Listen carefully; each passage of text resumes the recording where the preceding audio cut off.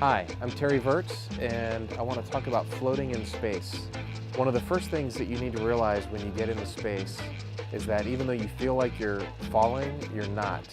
You can let go and you float. It's not a problem. It's something you really have to train your brain to think about. Another thing that you need to learn when you first get into space is how little force is required to move you. And another cool thing is you could be on the ceiling. It makes it very easy when you're working. You have to do some work done up here, you just go up on the ceiling and get your work done.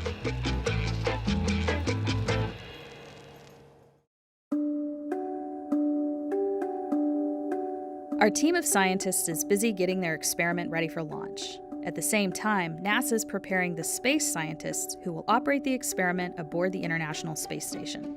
So as astronauts on board the space station, we are the hands and eyes of the researcher. They are telling us how best to do the science, but it's up to us to make sure that science runs correctly.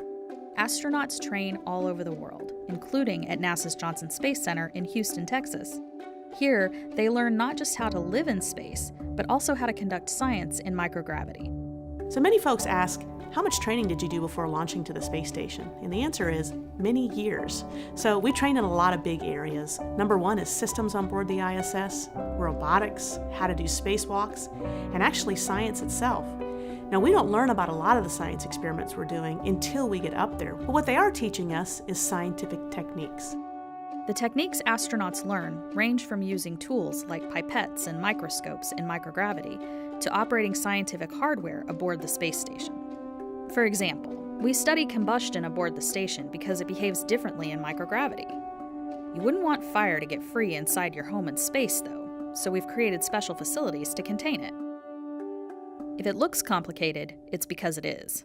And it's just one of the pieces of equipment astronauts must master before they go to the space station. Hi, I'm Tracy Neff, and this is Sharon Ranke, and we're in PDL2 right now, and we're down here at JSC to do the Fluids and Combustion Facility training for the Combustion Integrated Rack and the Fluids Integrated Rack. So basically, PDL2 is a mock-up of the US lab. Since 2008, we've been coming down and training all of the crew members who will do payloads on the space station. We've been training cosmonauts as well. How many crew do you think you've trained at this point? Probably 50, probably over 50 crew members we've trained. Today, Tracy and Sharon are back at work with a former student, NASA astronaut Mike Fincke. This isn't Mike's first rodeo with the station, or this equipment for that matter. So back in 2008 and 2009, we were aboard the International Space Station when a space shuttle, STS-126, Chris Ferguson and crew, dropped off a whole big bunch of packages. And we carefully and slowly put it all together. But when it was all done, we had a brand new, ready, fresh out of the box combustion integration rack. And since then, our friends at Glenn Research Center here at NASA, we've been able to get some fantastic science about how things burn in space. Without gravity, without convection, things burn. And by understanding that better, we were able to make more fuel-efficient engines and things here on planet Earth, helping save our energy. So you can see it in the video. All the hoses are within the ring, and so they all fit in nicely, so they shouldn't interfere with us. Sounds great and looks great. Thank you. Well, a lot had changed in 11 years since he was up there, so he did get most of the information again, and it was a new experiment, so he hadn't seen that either. He did great. He's a quick learner. It's great to work with, very methodical, and good humor, which is always, we like to have fun when we're training.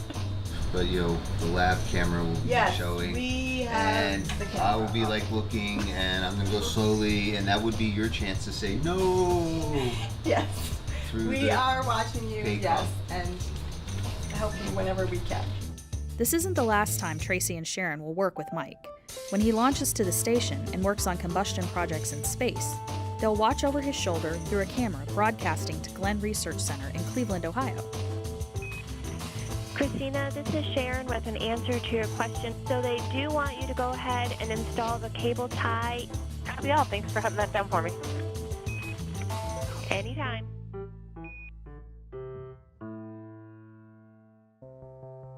Being able to operate and maintain the space station while conducting crucial research could get overwhelming.